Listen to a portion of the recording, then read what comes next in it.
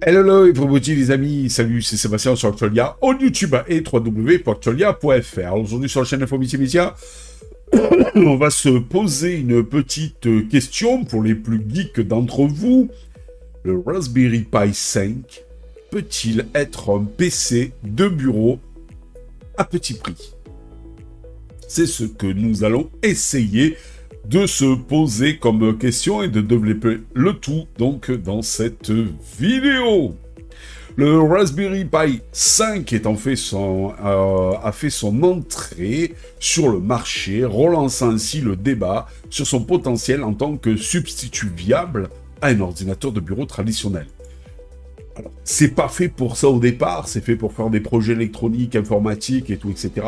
Mais pourquoi pas le détourner et l'utiliser en tant que PC? Pour répondre à cette question, il est nécessaire d'analyser ses performances, ses avantages et ses inconvénients en comparaison d'un ordinateur de bureau standard. Les performances et l'utilisation. Pour les tâches du quotidien, vous voyez par là les tâches quotidiennes, telles que la navigation web, la consultation d'emails, la bureautique ou le visionnage de vidéos, le Raspberry Pi 5 se relève parfaitement capable de le faire et sans aucun souci. Il peut même s'adonner à des jeux vidéo simples et à de l'édition photo. Cependant, face à des tâches plus gourmandes en ressources, comme le montage vidéo, le jeu vidéo de gamme ou le développement de logiciels, c'est là où on voit donc les faiblesses du Raspberry 5 qui risquent d'être sous-dimensionnées. De plus, il est important de noter qu'il ne possède pas de carte graphique intégrée. Cela signifie qu'un adaptateur graphique externe sera nécessaire pour les tâches graphiques exigeantes.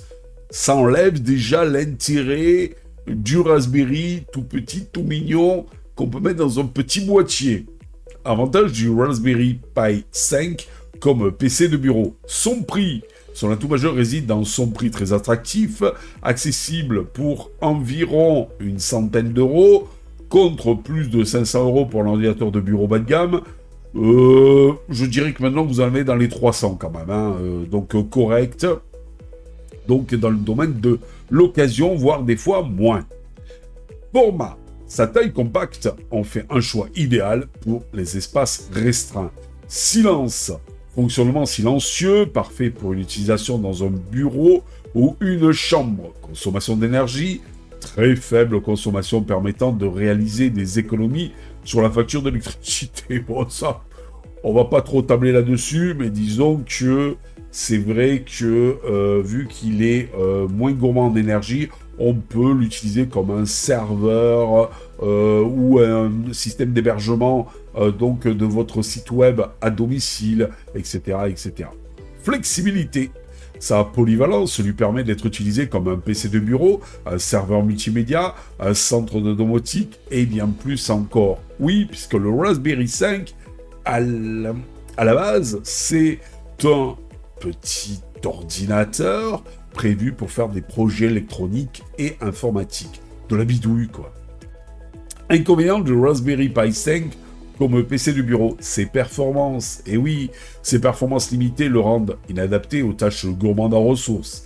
Absence de carte graphique intégrée, nécessite un adaptateur graphique externe, ce qui enlève déjà une grosse partie de ses qualités pour des applications graphiques exigeantes. Son système d'exploitation, il fonctionne sur Linux, un système d'exploitation qui peut ne pas être familier à tous les utilisateurs. Il peut fonctionner aussi sur Windows 11 ARM qu'on peut trouver sur la toile de façon underground, mais malgré tout, il faut rajouter, parce qu'il ne reconnaît pas tout, je crois qu'il faut rajouter une puce Bluetooth, une puce Wi-Fi, parce que ça, c'est pas reconnu et tout.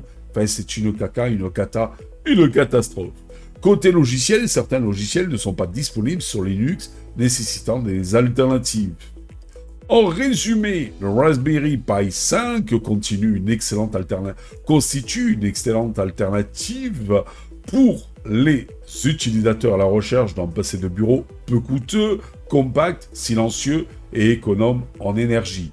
Cependant, il est crucial de bien évaluer ses besoins avant de l'adopter comme PC principal en s'assurant qu'il correspond à ses attentes en termes de performance. Oui, parce que le Raspberry 5 n'est pas un foudre de guerre. Dites-vous que c'est pas à la base prévu pour faire tourner donc une distribution Linux, même si Manjaro, Ubuntu, Fedora et autres, donc en fait, ont des versions ARM qui leur permettent de tourner sur de tels petits ordinateurs. Le Raspberry Pi 5 donc, est disponible en 2 modèles, avec 4 ou 8 Go. Préférez les 8 Go, ça sera quand même beaucoup mieux. Il dispose d'un port gigabit Ethernet pour une connexion Internet rapide. Bon, généralement, ce qui couvre à peu près toutes les connexions donc en fibre, sauf par exemple si vous êtes au-delà des 1 Go.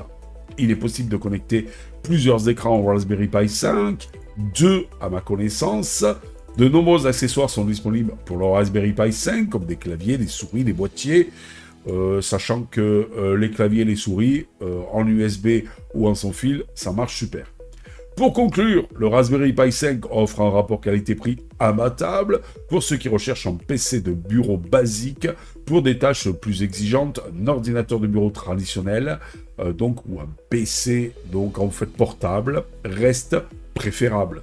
Le choix final dépend donc des besoins et du budget de chaque utilisateur. J'espère que cette petite vidéo vous a plu. N'oubliez pas le pouce en l'air, n'oubliez pas de vous abonner pour nous encourager dans cette belle aventure multimédia. Je vous dis ciao les amis, bye bye. Si vous avez aimé cette vidéo, abonnez-vous, mettez un pouce en l'air et partagez cette vidéo. Merci, cela fait toujours plaisir.